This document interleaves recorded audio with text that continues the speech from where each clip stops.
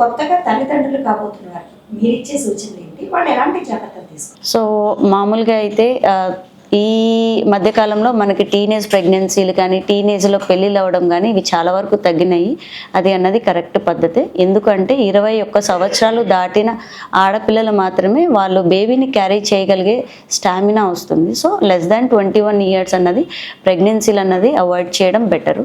So 21 సంవత్సరాల తర్వాత pregnancy అయిన వాళ్ళకి ఏంటంటే వాళ్ళకి ఫ్యామిలీస్లో ఏదైనా జన్యుపరమైన ఇబ్బందులు ఏమైనా ఉన్నాయా అన్నది తెలుసుకోవాలి. సో నార్మల్గా ప్రెగ్నెన్సీ కన్సీవ్ అవడానికి ముందు నుండే మనం ఫోలిక్ యాసిడ్, ఐరన్ ట్యాబ్లెట్లు అన్నది వాడడం ఉత్తమం.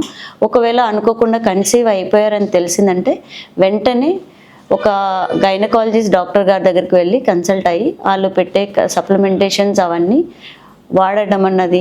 సో గర్భిణిగా ఉండగా వేయించుకోవాల్సిన టీకాలు ఈ మధ్యకాలంలో కొత్త సపరేట్ టీకాలు కూడా గర్భిణులకు ఇవ్వడం జరుగుతున్నది. అవి టైం ప్రకారంగా వేయించుకోవడము, డైట్ అనేది జాగ్రత్తగా తీసుకోవడం, ఇంటిలో తయారు చేసిన పోషకాహారాలు ఉన్న డైట్ తీసుకోవడము, స్కానింగ్స్ కూడా చేయించుకోవడము, కన్ఫర్మ్ అయినప్పుడు చేసే కన్ఫర్మేటరీ స్కాన్ ఒకటి, తర్వాత 5 నెలల్లో నిండిన తర్వాత వచ్చేసి ఎనామలీ స్కాన్, ఏదైనా జన్యుపరమైన రూపాలు ఏమైనా ఉన్నాయో తెలుసుకోవడానికి చేయించుకోవాల్సిన స్కాన్లు, ఇవన్నీ చేయించుకుంటూ ఫాలో అవుతూ ఉండాలి.